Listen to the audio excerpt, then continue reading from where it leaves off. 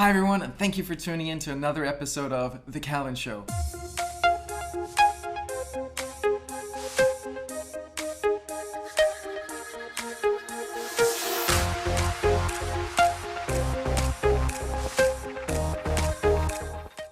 Today I'm super excited to introduce you to Victor. He used to work in this building as a personal trainer. He wasn't my personal trainer, but I knew him from the gym. And then I learned that a little over a year ago, he was hospitalized because he was in a motorcycle accident. Today, he's paralyzed from the waist down. And when I spoke to him this summer, I realized how much that experience had transformed his life, and not just in the obvious ways. I knew instantly that I really wanted to share his story with you guys. So I'm so excited that he agreed to come and get in the studio with me today. Let's go meet Victor. So hi, Victor. Thank Hello. you so much for coming in here today. Thank you for having me. Being with us. And So walk us through what happened that day. This happened around Bear Mountain. I'm not sure if you know where Bear Mountain. That's upstate. I've never been out there before. I've heard that it's a very beautiful area. One thing that I didn't realize was that the road was very windy. Windy road plus speed. Mm-hmm. Well, now you have two recipes for disaster. So what I never realized was that the people that I was gonna be going on this ride on were aggressive riders. You have all types of riders, people who go fast, people who go by the speed limit, and people who go under. For me, I don't do tricks. I don't go fast. I just ride for the heck of it. So there I am, out of my element, trying to keep up with these people. And in conclusion, I ended up, in this situation. If there's any lesson, I think there's always a lesson. Don't try to keep up with people, just be yourself. That would have or could have been the end of me. But then again, I guess I'm partially here, so I'll take that. I didn't feel like I was completely out of control. When an accident happens, I don't think anyone ever feels as if they were out of control. It just happened. Mm-hmm. According to what I remembered, I was exposed to loose gravels on the road. Going over 80 miles an hour and taking turns, I basically lost traction. And that's all I remember. I remember I was told that I ended up hitting a tree and a motorcycle fell to pieces. On the side of the mountain, there was little barricades along the side. If the barricades weren't there, I would have definitely fell off the mountain. So you're basically paralyzed from the waist down, or what? Your legs? From the chest down. Chest actually, down. Chest down. Yeah. So And your hands as well. yeah, Or, I lost. Hands, I lost. I mean, I can do this, lift up and down and whatnot, but I've lost the dexterity my hand. So meaning I can't grip. So just like picking things up. That's a challenge. So talk about how this experience has changed your perspective. I'm able to see things clearly now. For example, when you put on your pants, when you put on your shoes, your shirt, you didn't have to think about it. It's just natural. For me, that's everything. Mm-hmm. Everything now for me is a process. Yeah. We live in a society where we never give credit or acknowledge the health, so to speak. Just acknowledging the fact that, hey, I got out of bed this morning. I took a shower on my own this morning. I'm well. I used to be like that. Again, never thought about it. Never really give or thought of the little things. Picking up a fork, opening a bottle of water, grabbing an apple and just biting off it, with no worries. Nowadays, there's never a spontaneous moment where, okay, well, they just do this. No, everything is planning. I don't want it. I don't want my life to be like that. Most predictable, if you may. Mm-hmm. But with the severity of what I'm dealing with, that's basically what I'm faced with. Yeah. Is there something that you think that it would be beneficial for our viewers to hear? Majority of us are always fixated on the future. The people want to make more money. People they're looking for the next big deal. I don't think we're ever really grateful for what we have. You know, and when I say what we have, I'm not talking about your materialistic possession, because without your health, then what's materialistic stuff? It means it's garbage. Being able to walk from point A to point B, that to me is, you know, something that defines life. You know, I'm telling you, I used to be very athletic. You know, I've lived life, and then I'm in this situation. So I've seen two different worlds. When we met this summer, I said, dude, this is such an important message. I need to do an interview with you for my audience. Yes. And here we are, I don't know, 5 months later or something. Yeah, some months later, yeah. Well, I don't know if this city does that to people, but I've met so many people that all they do is, for some reason, most people talk but never deliver on promises. Meaning, well, Calvin, we're gonna, you know, next week Wednesday, let's do lunch. But then they never show up for lunch. They never follow up for lunch. They just let it go. You know, at the hospital, I think for the first month, I had tons of visitors. As time went on, people wasn't coming anymore. I thought, well, I guess everyone forgot about me so fast. Now, the people that knew I was still trying to recover, you know, some of them would reach out to me. Hey, Victor, listen, next Saturday we're planning on seeing you.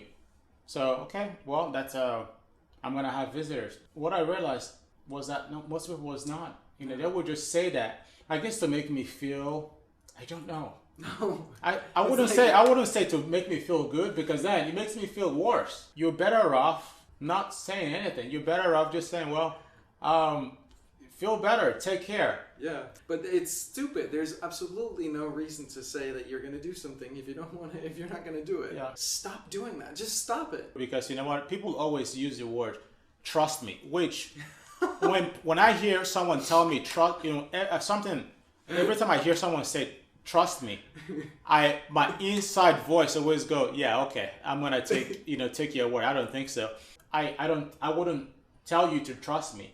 You decide or not based on what you see, your perception of who I am. When I saw you last, I saw like a spark and a fire in your eyes that I hadn't noticed before. Okay. I didn't know you that well, so it's not like it might have been there, but like it felt to me like this had actually, terrible as it is, been an awakening moment for you in a way. Would you say that's accurate? Here's the thing.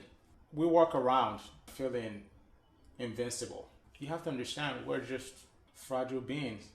I had always been in great shape. Had always done things that I'm supposed to do. It kind of gave me a different mentality of, you know what? You're strong, you're bold, it's like all those things. Post-accident, I realized, you know what? My thought process doesn't really mean anything. If you drop a glass of light bulb on the floor, it's gonna break. You know, we're no different than a light bulb. You know, we're, you know, just fragile. Life is a very delicate process. Thank you. Any like final parting thoughts or things you want to share? My accident was a motorcycle accident. People always say, well, that's why I don't ride motorcycles. You have to understand, there are car accidents. There are accidents of all sorts. You have to live your life. If something is going to happen, it's going to happen. It doesn't matter where you are. Look at, 9/11. It's as tragic as that is. People went to work, right? Some of them didn't make it back. They didn't do anything wrong, but that event took place. It happened. You have to understand that. Maybe trying to play it safe. People always say, "Oh, that you gotta be safe. You gotta do this." You can't put restriction on your life, because then you're not really living your life. Does it traumatize me? When I see motorcycles, absolutely not. I miss riding them. So I think that's a super powerful message, actually, Yeah. from you in particular. How there's danger involved in it, and yeah, it went really horribly wrong for me. Yeah. And yet still I wouldn't say that you should not do it. When you do something like that, then you're living your life in fear, then you're not really experiencing all that life have got to offer. You're not experiencing your full potential. You're living a fallacy at that point. Yeah. Then what's life? I mean, life is already stressful as it is. Yeah. But again, this is the reason why most people, work out or, take on whatever hobbies, because you enjoy it. Yeah. Because you want to get rid of stress. I don't have one, so I don't ride very often, but I do have the license, and I learned to ride motorcycles while we lived in India. And it's just like it's a very crazy place, right? Went from like a bicycle to a scooter to like a small motorcycle to like a big ass like heavy Harley style, like it was a Royal Enfield motorcycle, around in Indian traffic without having a license or like anything, and most of the time without wearing a helmet either. Yeah.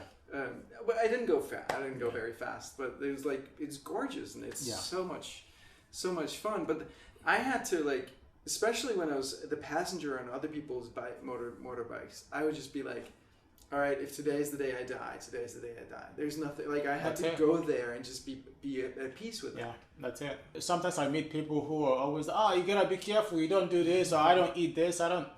Now then, what's life? Yeah. You're not really living.